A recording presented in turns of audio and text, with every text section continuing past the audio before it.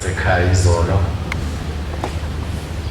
asazi noma kuzoba khona kodwa nje uye ngasekhaya khona ukulungisa amen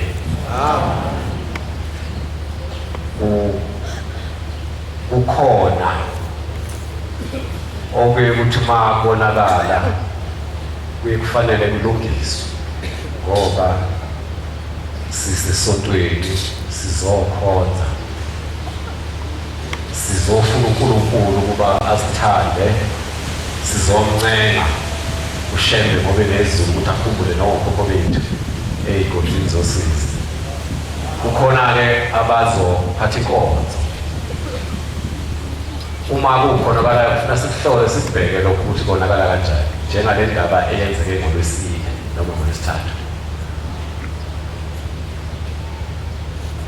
laba bazophatha inkonzo mhlawumbe bazoba-4 cela basondele ngasesibhobheni Hlatsuthi eshumayela etimeleni kubi kabi-ke Hlatsuthi ngikhumbula ngelinye ilanga kwakushumayela ngizokhumbula inyanga izulu ithi labafana abahlangabeza abantu etimeleni ngifisa ukufaka inkopahead bese ngihlala ekhoneni bese ngilalela ukuthi bathi ababathungini abantu uma sekuqhamuka i-complain etimeleni njengalesitimela sanapha eVali sizwile ngoLwesine ukuthi kade kuqhuma isibhakela esinzima athi omunye thula wena khulume mina cela Hlatsuthi eshumayela etimeleni libe-4 ivesi elilodwa nje sizwa ukuthi lapha etimeleni bakhulumani lela lishaya isibhakela etimeleni kuyona neyala ekhaya ngoba leli ithempeli lokuthula ithempeli lothando ithempeli lomusa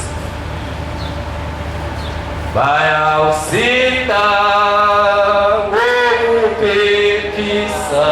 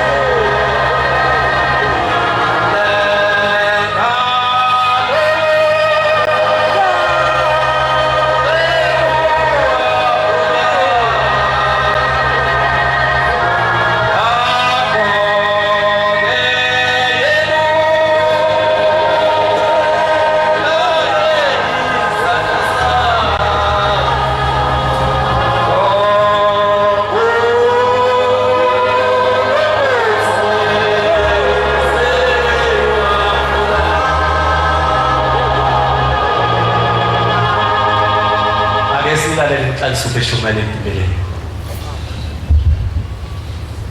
iyayikhetha esiphelele bantwana benkosi lo mntwana ogugile mfana wakaMzobe ey'ntabeni zasemkhabhathini umfundisi uNgubane umvangeli uMgwengwe umshumayeli Majona umkhokheli ukaMajona wakaHlongwane ethempelini emzini waseKhanyeni mayibonga inkosi ngizawucela nje ivesi elilodwa engomeni yama-53 ambizane lezi zindawo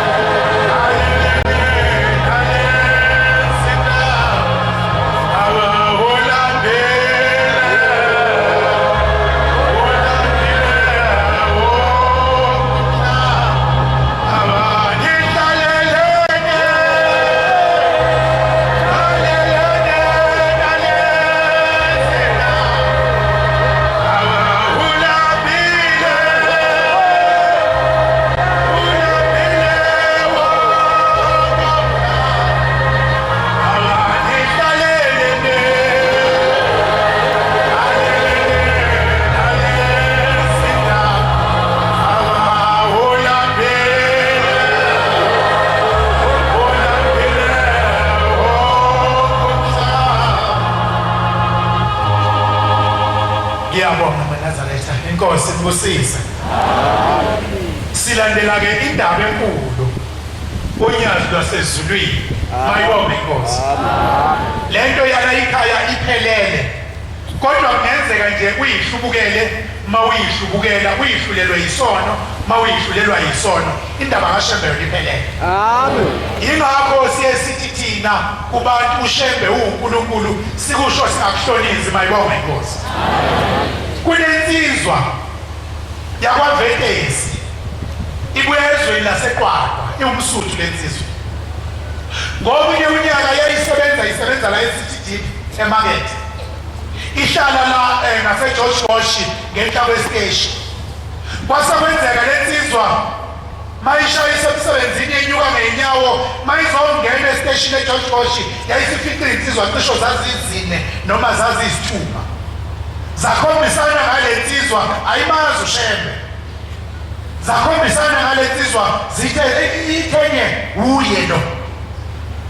Anganaki aqale mhlawumbe khonje omunye ayashona phansi kwesiteshi eGeorge Bush mayephumela ngaphesheya kanti sezila lezi insizwa zabunamazi. Zayishaya lensizwa yakaVetesi wawusuphuma umphefumulo kanti kukhona ubaba womshangane. Uyabuka ulapha ekhukhwini nama-security alapha esiteshini eGeorge Bush ayabuka. Bathi babebona ukuthi cha sebebeka umuntu impela kuphelile base bemthatha bemlahlela esitamkokweni bavala basuka bahamba. Kwasekwenzeka lo baba womshangane nama-security bafonela amaphoyisa mayefika amaphoyisa afika avule esitamkokweni bamkhipha mabemkhipha kwasefonelwa ama-paramedics. Uma efika ama-paramedics khona le ndawanyane la kunomthambo olabayazi abafundileyo okuthiwa ipulse. Mabemtsheka kwathiwa sentomthamba usashayi base bemxhuma imishini yayisisho imishini ukuthi unesikhashana esingaka lo mntwana eshonile. Ayisemshiya ama-paramedics khona lapho kwabizwa imoto ethatha idumbu bamthatha kwakuyisa abathi ntambama ngabo-8 bamthumela eDiepkloof emoshwari. Wafika walala emoshwari umfo kaVetesi ngeSabatha walala ngeSonto walala ngoMsombuluko kodwa idrama yazenza odlala ngoLwesibili mayibonge inkosi. Kwaqhamuka ungalozinde ayilengananga nabasemhlabeni ungumahlobo waqala izono zamadoda inkosi inyanga yezulu yaqhamuka imvunule.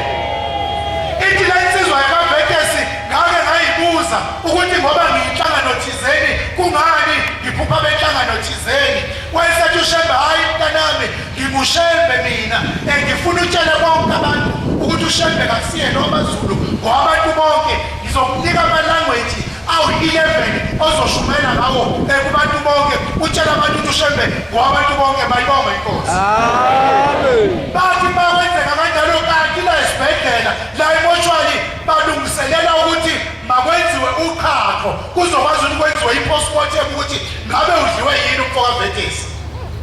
Base bemkhipha ngenxa yokuthi wayekade eqabulwe esitamkokweni egcwele indle babe bese bembeka ogqokweni lwakhona ebhedlela bamfutha ngehosepipe bemgezindle kanti bamgezindle nje ingalesikhathi inkosi inyanga yezulu isifikile wayesephaphama amaphuma babaleka mayibonge inkosi. Yingakho sithi thina lesimlandelayo asingabazi sizwa yakithi mawuhlubuka ungayihlubukela nje mawufuna ukuhambela uyakhona hambela uyakhona singabonyazi mayibonge inkosi. Inkosi yokususa nekuzwile. Amen. Izwile zolo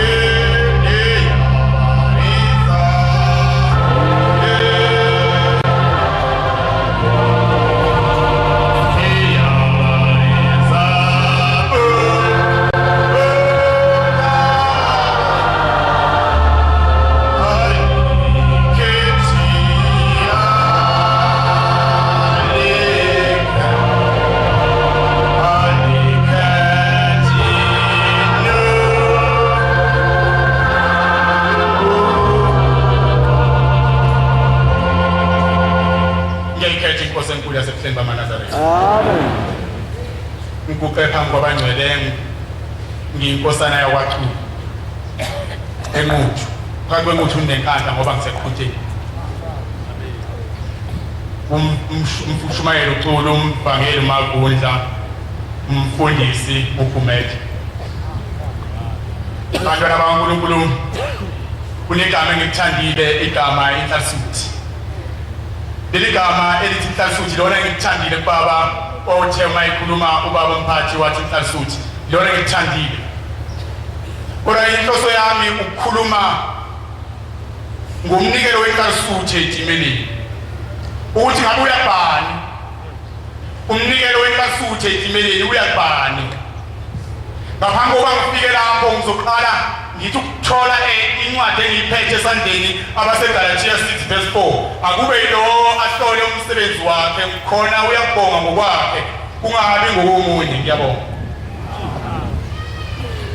lapha eBhayibhelini ngeke ngathola inhlansuthi embili eyilamana izala umama yedwa le nhlansuthi embili yakhula ilamana ngelinye ilanga kwase kuyenzeka omunye kwathiwa uyoba umlimi omunye umbalusi omdala kwakumlimi omncane kumalusi khona into eyenzeka kule nhlansuthi embili ngoba omdala kumlimi omncane kumalusi kwasehamba isikhathi sekufika lapho ukuba bahambise iminikelo kuJehova benhlansuthi base beyihambisa iminikelo kuJehova ngesikhathi ihanjiswa iminikelo kuJehova lo mdala kazange ayihlole iminikelo yakhe njengoba ngithi akube yilona awuhlolo wakhe umsebenzi ngenzeka nawe unawo umnikelo wami kaJehova kodwa uhlola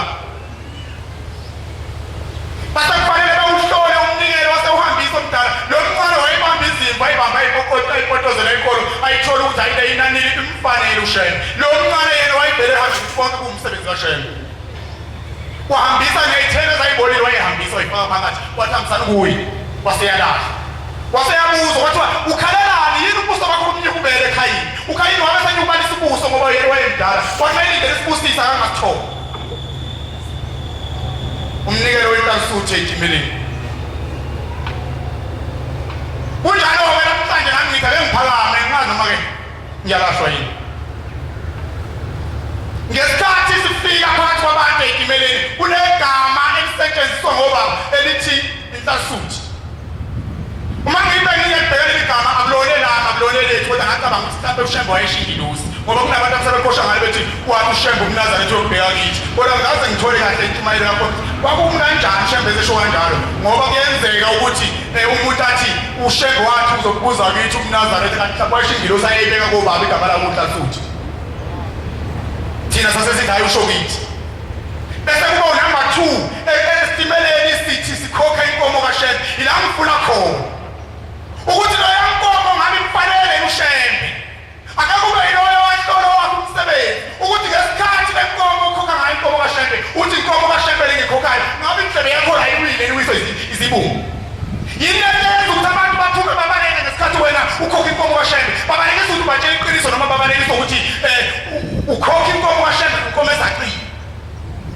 awulibheke yakhe inkomo ukuthi ayizaqile ubini uShembe ukhona umuntu othi ehamba ethi lamazo ngiwaphethe noma lamazo ngiwashoyo ngiwaphiwe uShembe ukuthi izaqile inkomo yakho noma izaqile ngale ndawo bathi uthi ngikhokha inkomo kaShembe ngelinye ilanga ngiyahamba esitimeleni masingena ngiyangapha espray thithi eyintokazi masingena sokuthi ukukhona uqaba ngoba ukuthola umsindo akakhuluma ngawo umshubaba ukhuluma ngomsindo okuwenze ukuthi uqala kanjani uqala siyangena esitimeleni sathola ubaba bayashumayela ongayibo baleli bani manje singena ngaphakathi bese sithi abayebhede kumele sibaphuce inkonzo msukwane phethe ugombela esitimeleni yobona kanjani ngoba uhlala baphuca abantu bawujangela esitimeleni wathola ngewuyiNazaretha uyaphuca inkonzo wathola ngeyinazaretha uyaphuca inkonzo uthi uyabheda msukwane ukugombela uyobona kanjani ukuthi uyoyibambela inkonzo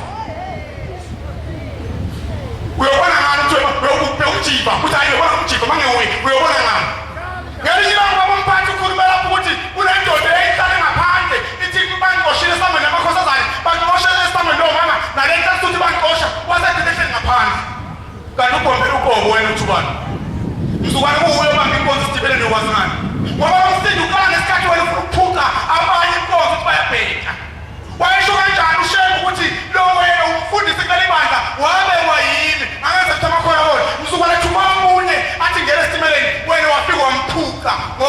inkonzo ifanele wena bakhona osisa benza kanjalo kimi mase siyangena bathawuso befika ukuthi straight awuthatha inkonzo ingamela lento esilalele ngathula nje ngazange ngaphendula ngathi umzukwana kubombela ngiyobona ngani umzukwana inkonzo phethe ubombela uyobona ngani ngoba kuyenzeka abantu baqhutshwa yini ukuthi umuntu akawuhlolo wakho umsebenzi abantu bathi hayi abantu bakwashambe bayabheka kanti ababheki baqasule le nkomo kwashambe ukuthi uyayikhokha kanti saqina ukhokha kanjani kuphela abantu oyihloli ngani walahla kanjani ukhayini ngoba walahliswa ukuthi yena wayengazange eyihlela iy'thelo zakhe wavele wakha wathesha phakathi kwabeni wahambisa enkosini kanti nawo amazo nawo othi wena ukhokha inkomo kashembe uyafika uyakhanje uhambisa ukuthi umsebenzi kashembe uyabona uJobe walahlwa akalahlwanga wayithandwa usathane wamcela kushembe wamcela uJobe wathi uNkulunkulu ngicela ungibhekele uJobe ngifuna ukumbona ukuthi uyakholwa yini mzukwane usho uNkulunkulu nawe kuwe eshilo wathi ngiyanikela ngawe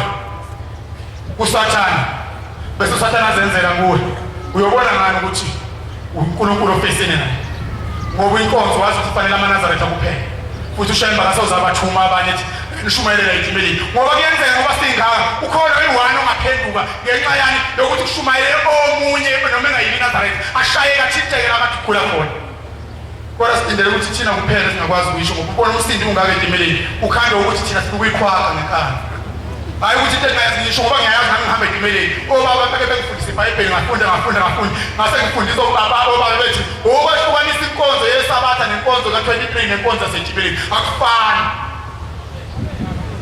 omshumayeli wakithi wangitshela wathi lalena okwehlukanisa umthetho ukwazi kwehlukanisa umthetho nentshumayelo ungavele uthathe umthetho uthi hayi bekushunyayela noma umshumayeli angazi namanyalahlwa yini kodwa uNkulunkulu abusisene kuzwile ilandela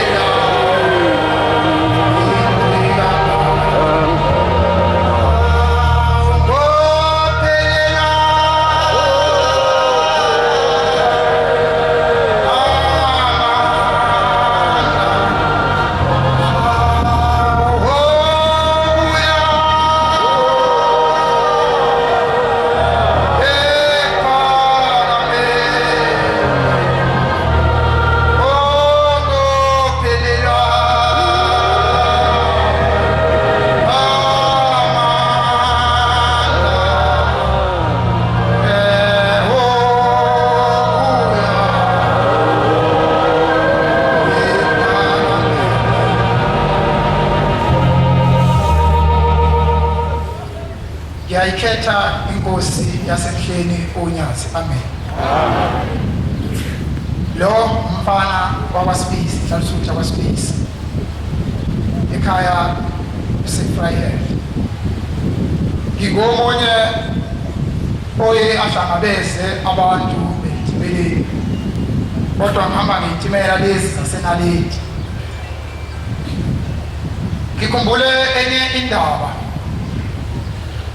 uShembe elanda umuntu engakholwa futhi elanda umuntu owayehamba ngesitimela futhi elanda umuntu owayengayifuni indaba kaShembe ngixoxelwa ngomunye ubaba sasisohambeni oliyentabeni Hlangakazi lo baba isibongo sakhe wabamlaba uthi lo baba mina bengihamba ngeyitimela lezi zaseThekwini uthi indaba kaShembe ngangayifuni nalapho ehambe khona uthi lezi insizwa zakwaShembe lezi eyishumayela indaba kaShembe esitimeleni uthi ngangiyithuka mina nginabangani bami uthi kodwa kwenzeka ngelinye ilanga uthi umuzwa lithi useduze kwendlela lapho ke kuhambe khona amaNazaretha ma eya entabeni iNhlamakazi noma eya eKhinani namhlanje.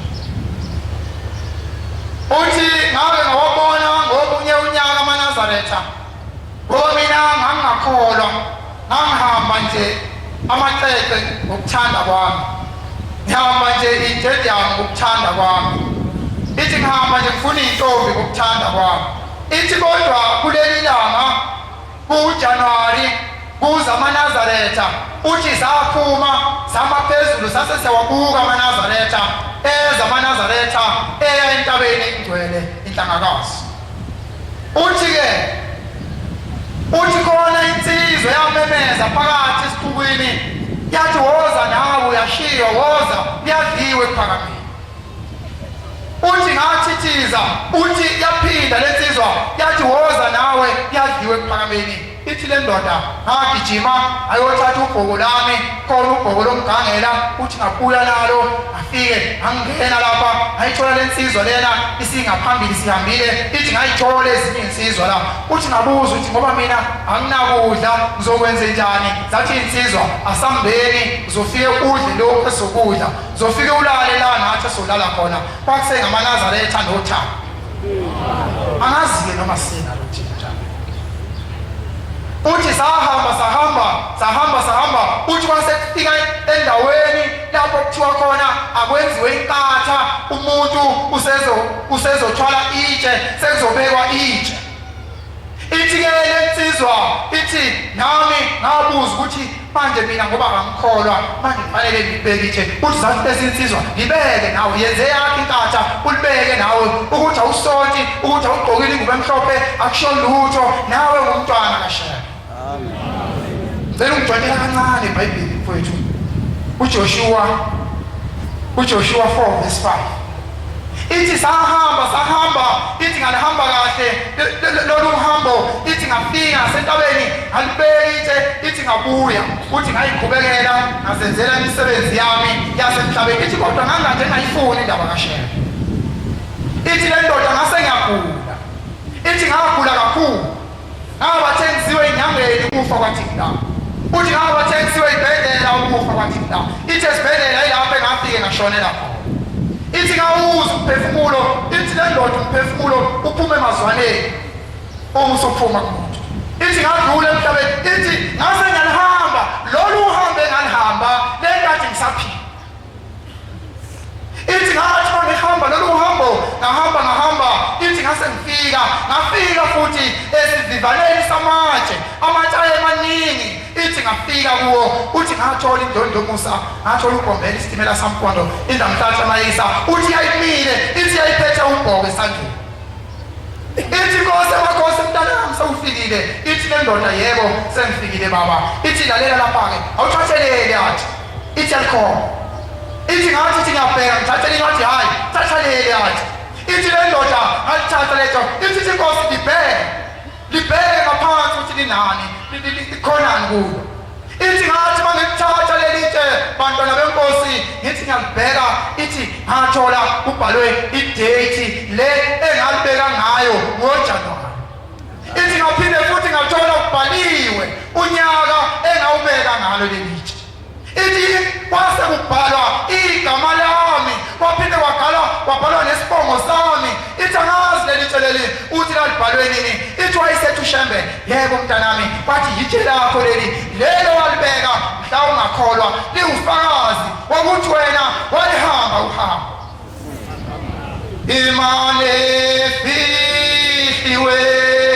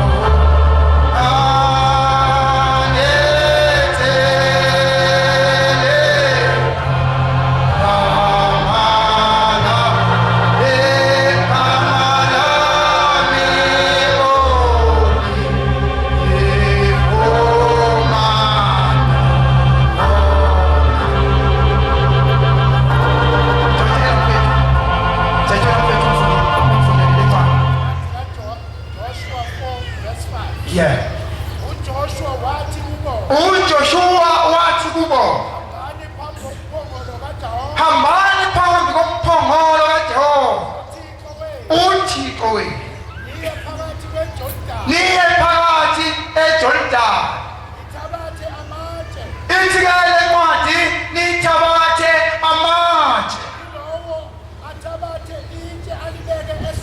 ithi umuntu nomuntu uyothatha itshe alibeke emahlombe alentathe thina uShembe uthi thathani itshe abantu abamngenza inkatha nibeke ekhaya uthi umuntu ngeke amthathele omunye uma uya entabeni awumthatheli umngane wakho uthi ngicela ukubekela umngane wami ubani cha akwenziwa lokho kodwa umuntu nomuntu uyazibekela itshe eliyobhalwa igama lakhe ukuba lokhu kube isiboniso phakathi kwenu ukuthi nxa abantwana benu bebuza ngesikhathi esizayo ayakuba namanje ufakazi wokuthi uNkulunkulu wavula indlela phakathi emfuleni iJordani amanzi amaba yudonga nase nina ngena nithatha lamatshe nase niwabeka lapha nawethatha emahlombe nawabeka abayisivivane ngiyabonga baba inkosi inkosisi ithi ke le ndoda uthi mntanami uthi uShembe walibeka lelitshe ngaloya nyaka uthi ke umuntu ongazange alibeke lelitshe laphana ithi ngeke azadlule ithi futhi umuntu obethanda ukuya entabeni kodwa weswela imali uthi thina boShembe siyakubhala uthi kodwa futhi omunye umuntu uyahamba ayohambeni enze yonke imibhede endleleni aganga atholakala ekhotheni uthi noma elibekile lelitshe uthi siyacisha igama lakhe baningi ababeniwe bayingcosana abakhethiwe ithi ke le ndoda wathi uShembe mntanami wena kufanele ungene izulu ngabe uyedlula la kodwa ngeke uze udlule ngoba awusange uyigqoke ingubo emhlophe emhlabeni umNazaretha uthi Nkosi yakubuyisela emuva yathi kuyele emhlabeni uyogqoka umNazaretha uhambe lo hambo ithi le ndoda ngangamfuna uShembe kodwa namhlanje mfana wami mina sengiyakholwa ngakholiswa uShembe engambona esitimeleni ngangamnaka ngamthuka Nkosi kusise nizwe amen lapho babisa abanye mawungiwise nami zenami ngiyathanda ukungena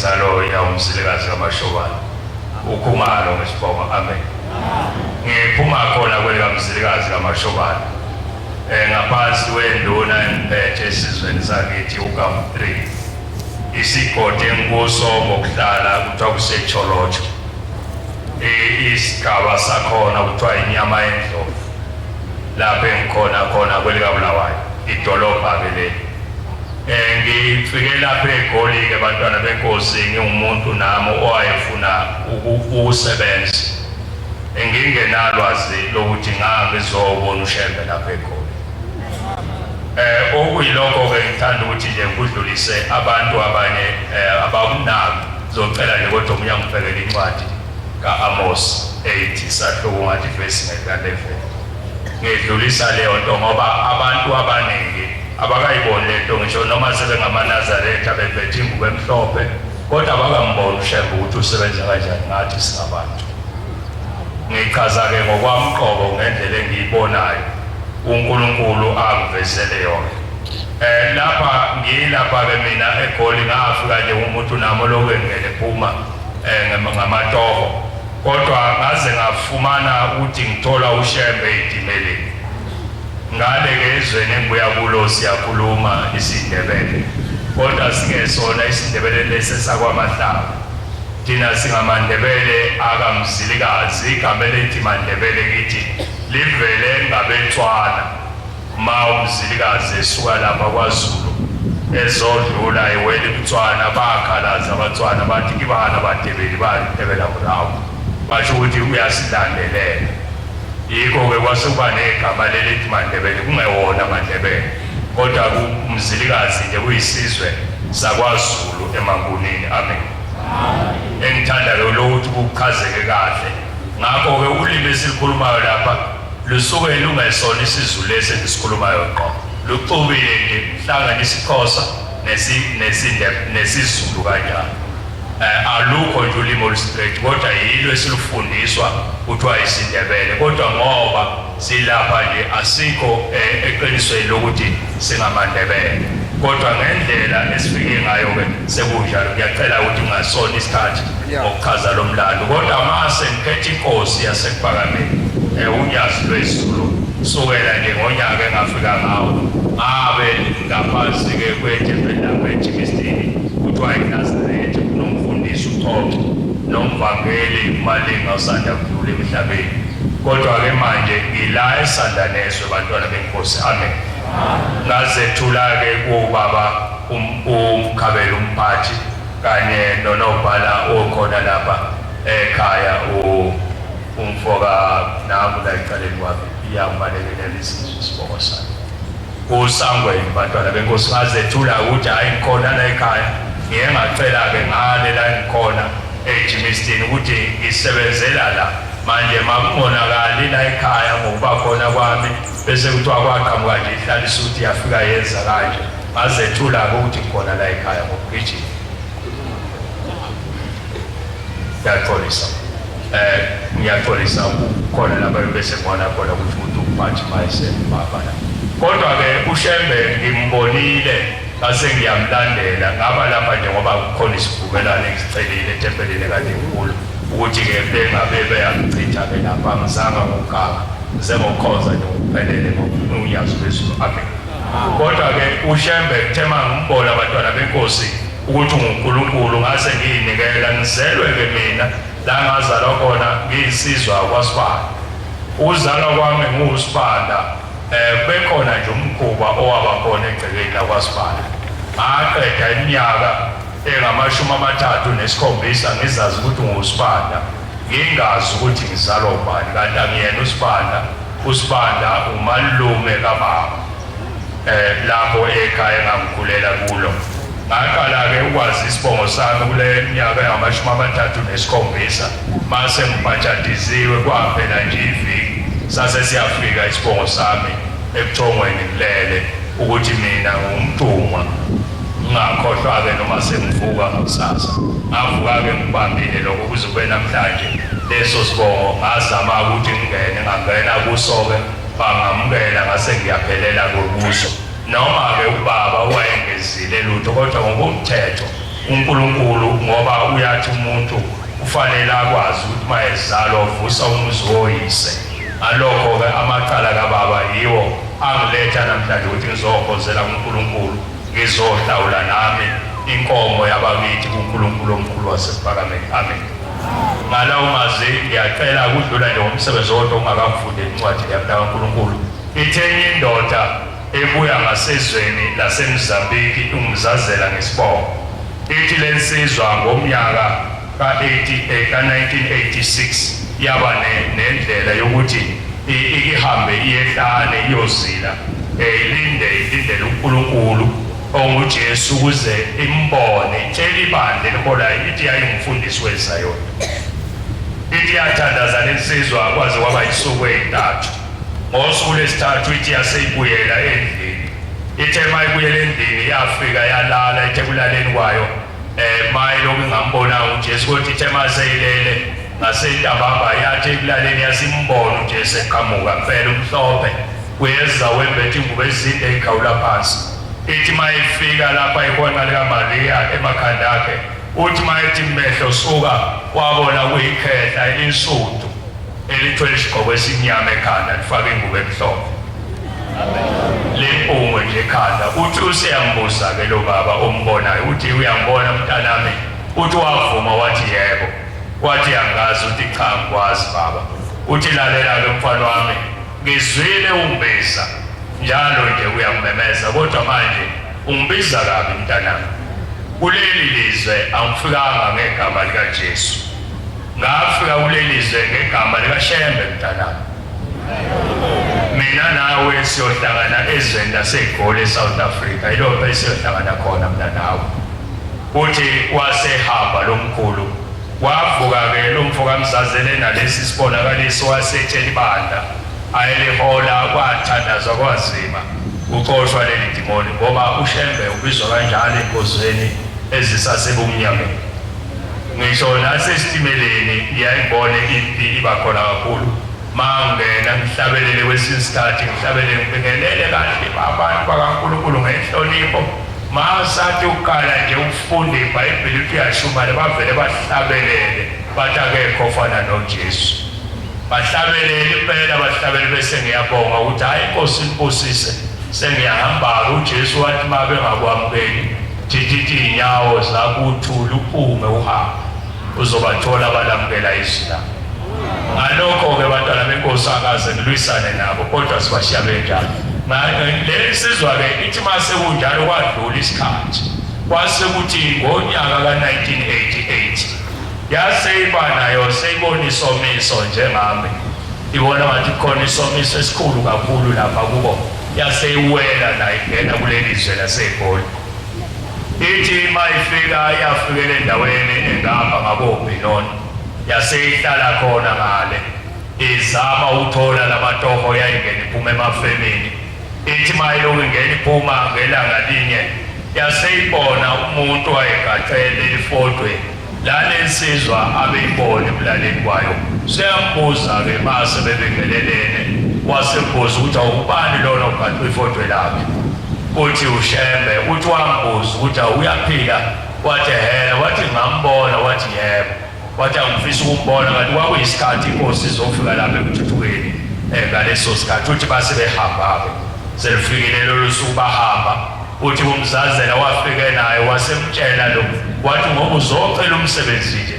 nawe ufika ubambula yini ke lapho uguqe uyocela umsebenzi kuShembe naye wasefika ke wawubambula yini waguqa ke uyocela umsebenzi kuShembe uthi maye sesondele ucithi kwawe umuntu we12 noma we10 yaseyimemeza inkosi yamaNazaretha inyanga yezulu yathi woza lapha mfana kaMzazela uthi wabheka phambi kwakhe wabheka emuva wayengekho osukumayo kodwa uthi wasukuma wasekhokhoba wasondela enkosini yamaNazaretha uthe mayethi uyaguqa yaseyithi inkosi yamaNazaretha ubatshele mntanami thina boShembe sahlangana nawe uthi ngalokho wathi ngiyayiphetha inkosi enkulu yasePhakameni amen ngoba uNkulunkulu eyibonakalisile ngiyacela ukugijima kule ncwadi kaNkulunkulu Amos 8 verse 11 bheka izinsuku ziyeza nazi izinsuku sezikhona ifikile usho uNkulunkulu engothuma ngazo kulamba ezweni sengithumile ukulamba ezweni ekhona kulambela isizwe kodwa khona ukulambela isisu noma amanzi noma isinkwa kodwa ukuzwa izwi likaJehova bayakuthi kuba bandinde bayandinda-ke baphume eMozambique, Nigeria, Malawi, Kenya, yonke indawo sibela olwandle kusuka ngisho nakoGibhithe noma kusuka koShayina olwandle kuze kuthi olwandle kufike eMpumalanga kuze kufike eMpumalanga bakulambela ngapha nangapha bonke laba bantu balambile kodwa lapha befika babona ukuthi balambele uShembe la eSouth Africa bafuna uNkulunkulu wasePhakameni kodwa bazi kodwa abalifumani bona bafika bathola indawo yokudayisa ama-drugs nokwenza yonke imikhuba engalungile nokubamba inkunzi kosibusisa ngabanyabo manje eqinisweni into engiyichaza ukuthi kusasa noma ungamuzwa umuntu ethi uphume eMorocco noma uphume eChina akazile lapha ngoba ezothatha umsebenzi womuntu ozelwe la eSouth Africa. Kodwa isikhathi esibuhlungu uNkulunkulu asimisele izizwe zonke zamagumbamano omhlaba ukuthi azifune umsindisi bese ziyamthola. Kodwa lo msindisi ula eSouth Africa uza noma ungathandi, noma kungekho umuntu engathi ngilele eceleni kwamezweni lakithi wavuka efile kulawa yindlala, kodwa kwangiphoko ukuthi ngize la eSouth Africa ngingazi ukuthi ngifuna ushembe nami ngangithi ngifuna umsebenzi. Kodwa ngoba sengiye lapha ngeke ngihlale kungekho ndlela yokuthi ngiphile, yikho sokuyongeza ke ngicine sengqongqoze efemini ngifuna umsebenzi ukuthi angithole ukudla ngiphile. Kodwa into esiletha la ushembe, uyena osiletha lapha ngoba akekho uNkulunkulu omunye esiyokhonzela kuyena ngaphandle kwabo unyazi lwezulu emagumbini amalo mhlaba. Nkosi kusiseni mswini. Amen.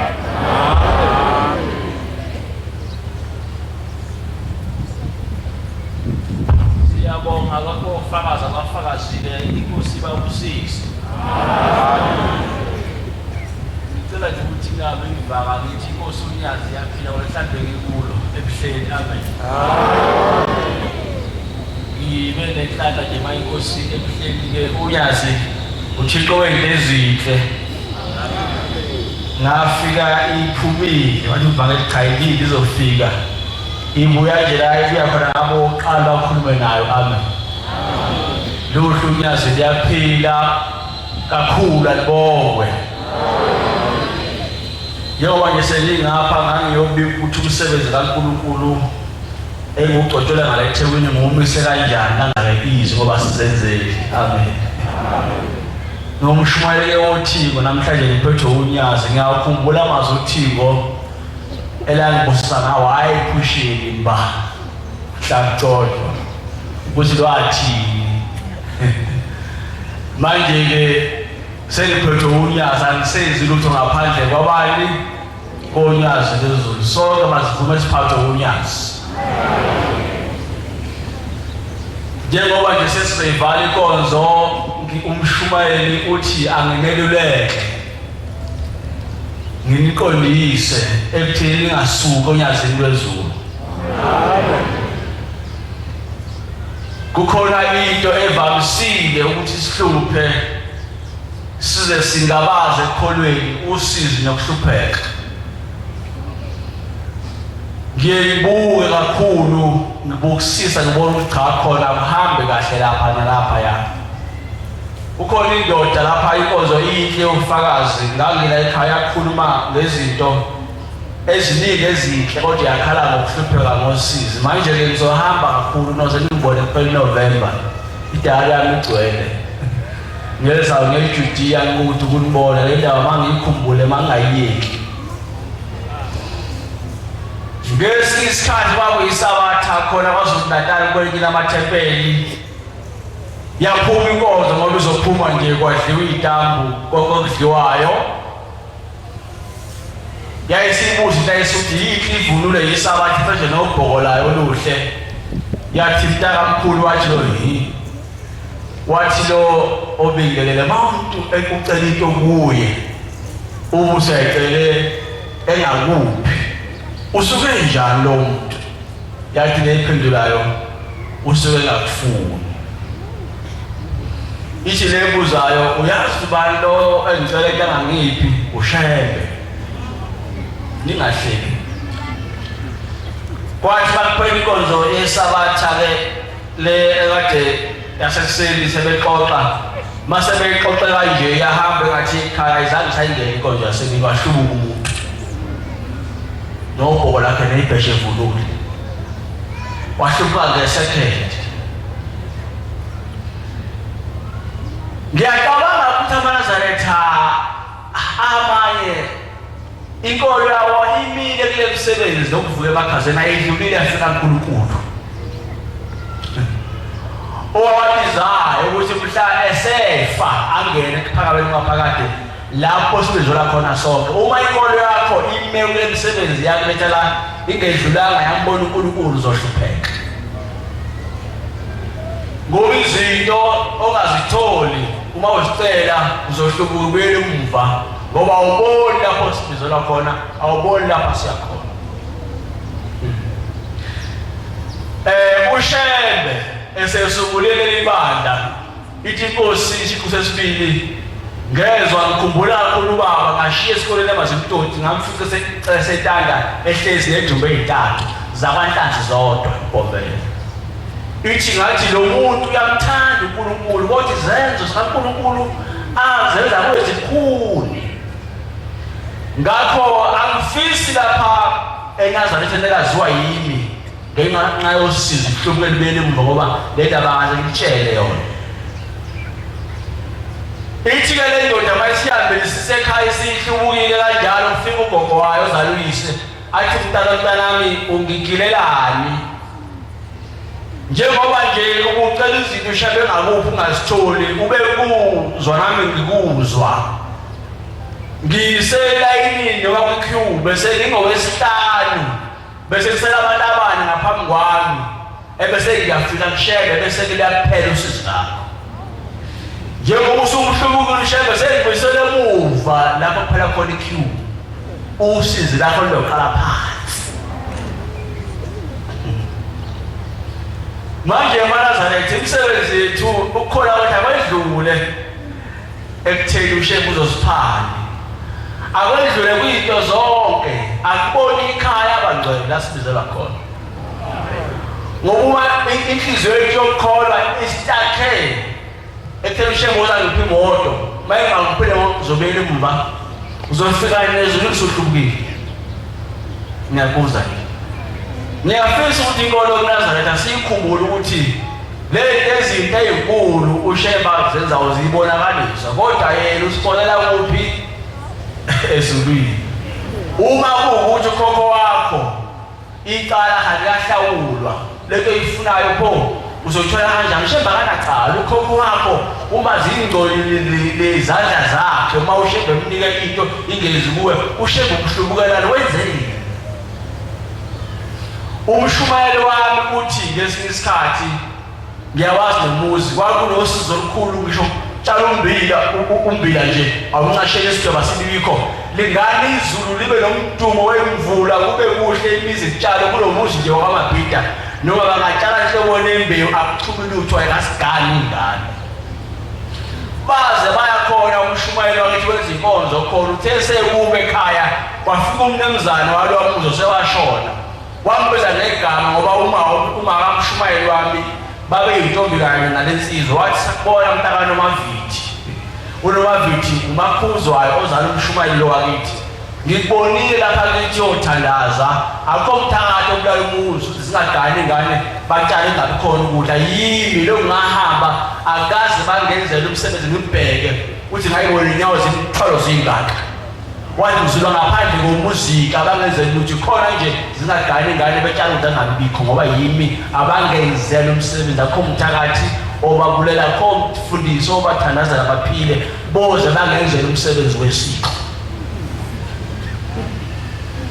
Ngakho kaNazaretha msana ubele umva ngendaba yosizi sezwana msana uhlibunya ngendaba yosizi uyazi alonele uthixo kodwa amakhaya kwenu lapho nivela khona kakulungile kahle mhlambe lezo zethu lesinazo nazo ziyahluka kodwa ikakhulu uma sibona kumnyama phambili kumnyama emumva lapho siphuma khona funani ngemnikele ukuthi ukhokho wakho wagcina hambe kwenzakale njani ngoba uzohlubuka ubuyele emuva kanti ukhokho wakho usewunamba 2 nje ukuthi afike unyazile ukukhulule uyithole imoto kodwa ungabekezeli kwakho usuhambile.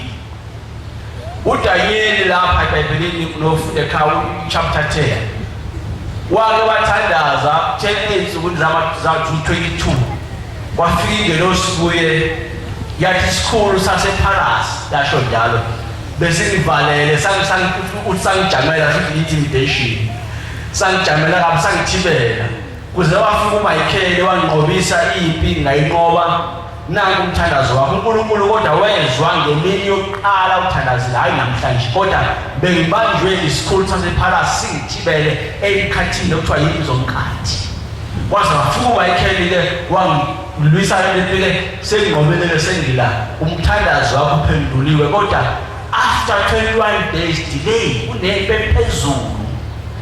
Ngakho-ke manazana ngiyacela ukuthi bonke abantu ababona uShebe ngenxa yosizi nongajoyi into abayifunayo bangahlubuki babele ngoba ukhokho wakho sekusele nje abantu ababili abesekhululwa nawe ebese uyakhululwa lingabuyile emva sizwana.